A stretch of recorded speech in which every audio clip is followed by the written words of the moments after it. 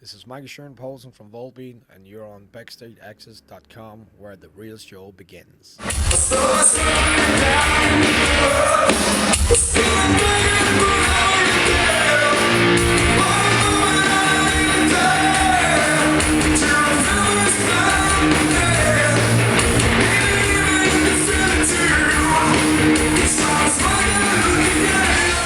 BackstageAxxess.com. We're here at the Rapids Theater in Niagara Falls with a very special guest, the vocalist and guitarist of Volbeat, Michael Poulsen. How you doing, Michael? Fine, thank you.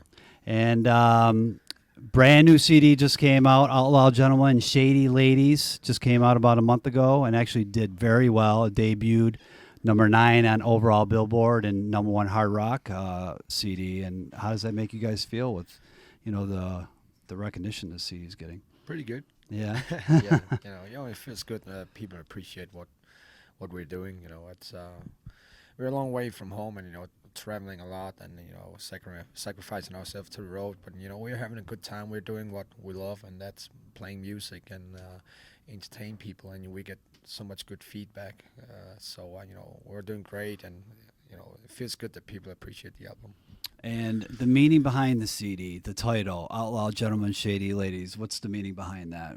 Is there a special meaning, or is it just, how did you guys come up with it? No, it is, I would say half of the record is very much inspired by old Western movies. Yep, I was going to get to that, and, yep. So, the lyrics are also very much about outlaws, gunslingers, and shady ladies from the 1800s.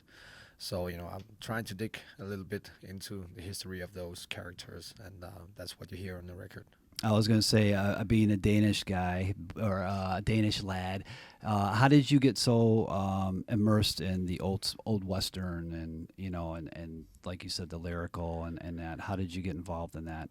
How did you become liking, such a part of Western? Because obviously it's American culture. Mm-hmm. So how did you get to familiarize yourself with that?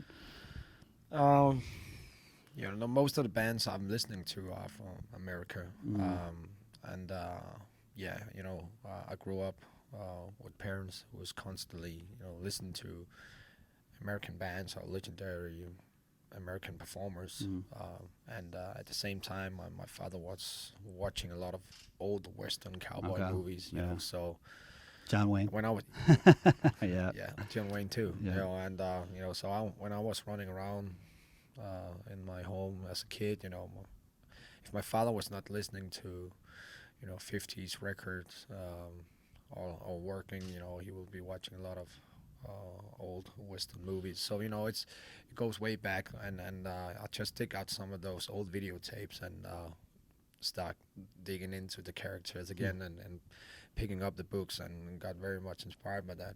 What I really like about the CD, it's very eclectic. It has a little bit of everything. I know the CD is based on more of a Western type of feel, but it has some rockabilly, some really hard. Some of the tracks are very, very hard. The diversity of it is really, really, it's very well done. Was there a special direction that you wanted to take the CD, the band, or is it just it's just the way it happened? It is the way it happened, everything is very organic when it comes to Volbeat. We've never really been concerned about trying to brand ourselves in one direction or, being one special brand when it comes to styles. I take my hat off to a lot of bands who have, a totally 100% clean style, but, when it comes to us, we just like to mix it all up together, and that's a lot of different styles like metal and rock and roll and rockabilly, country, punk, pop rock, whatever it is. It's just something that we like to blend into the Volbeat style, and we feel very comfortable about that. We don't need to be put into a box. People can call us whatever they want. For us, it's music, and that's what we really love. And so when I'm writing, it comes straight from the heart. It's very organic, and I always feel that I always feel very inspired when I write albums. So when it came to the new album, it was about time that I brought all those gunslingers to life, and you can definitely hear that some of those melodies are taking you back to the old Western movies. So and that was the direction, and I believe that the second half is just, that's where you can hear Volbeat still flirting around with different styles, but at the same time, I feel it's more dynamic than ever. The balance is really really good, and when I had the first 5 songs, I had a very clear mind about how I wanted the record to sound like, and the balance and dynamic is better than ever.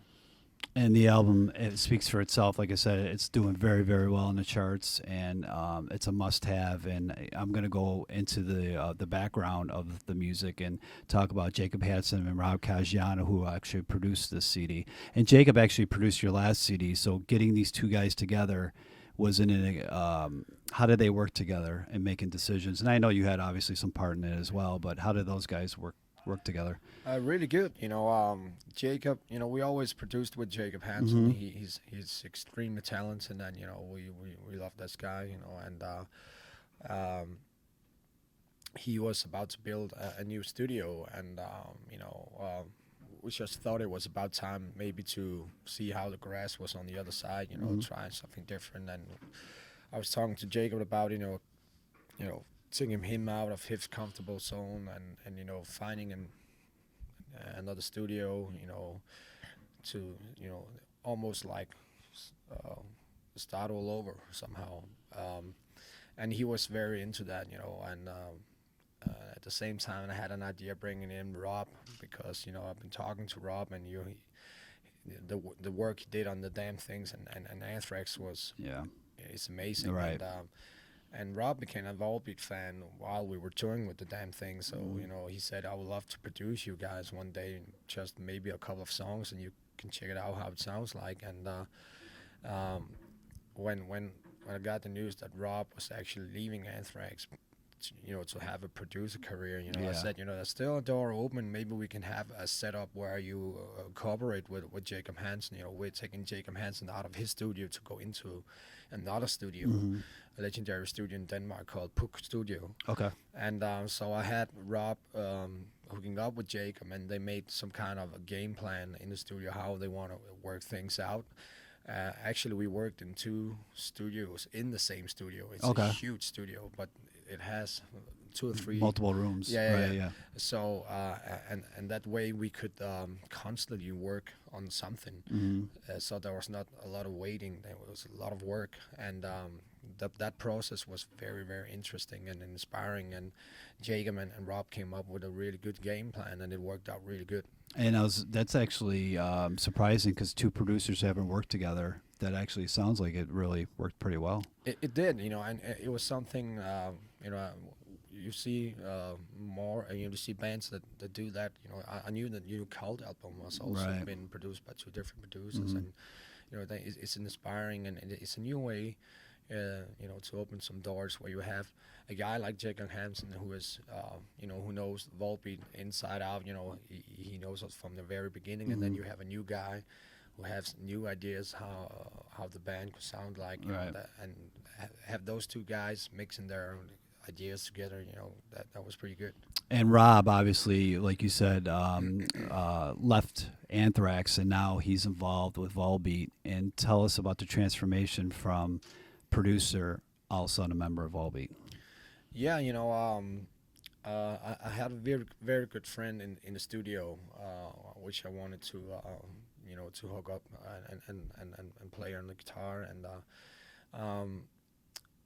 it didn't really work out the way we wanted to in the studio, and I was a little bit afraid, because our friendship is very, very close, and I don't want to ruin friendship because of work or a business or whatsoever. So it was not the right way to go, and so I said, it's not a problem. I'm used to recording every guitars in the studio anyway. The 4 records we did in the past, I recorded every guitar, so I could do that again. But this time I made a lot of space for solos, because that was something I really want to bring into the new record. And I kindly asked Rob to take that part, if he could put down those solos, and he's a monster when it comes to great lead guitars. And so Rob was really pleased about that, and he did really good work, and he got so inspired by putting down those solos that he had some few ideas for some of the songs, and I said, okay, let, let me hear what you got, and I opened up a few songs, and he came up with some really good ideas, and I said, okay, I like that, and let's use those ideas, and I think he really got tempted by that somehow.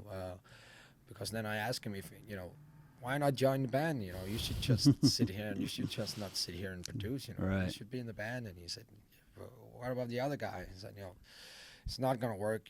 We're too much close friends. It's not gonna work. And he thought I was kidding him because he somehow he didn't take it seriously until the next day. And when he actually came to me and said, "Were you serious the other day?" He said, "I was totally serious." I said, "I'm ready." So that was something that came out of the blue, and it felt good because when we sat down and started playing guitars together, the chemistry was so good, and I said, I'm gonna give it a try and just ask him. How did the first show go with Rob? It was good, it was good, and the audience really liked him, and then it seems like he's feeling really good on the stage, and he feels comfortable, and he's happy what he's doing right now, and of course we're proud of that. It's been a great experience for us to get Rob into the band. A tour that just was announced here in the U.S., the Monsters of Rock Legions, with him, Airborne, and All That Remains. That's going to be later this year. Any dates have been announced? Do you know yet? I'm not sure what I'm allowed to say. I'm trying to get you to say something. Yeah, it's going to happen all those later this rules year. And stupid contracts. Yeah. But it is going to happen. It's going to happen later this year. And you can at least say that you guys will be headlining the Yeah. Okay. Yeah. All right. And it will be the other bands, right? Yes. Okay. So look for that later this year. You're a big fan of Elvis. You got married at Graceland. I have to ask, did you get permission to get married at Graceland, or was it something you guys just did when you were there? The thing is, Graceland have a small chapel on the backside of Graceland. All right. And I think it's been there for the last 5-6 years or something.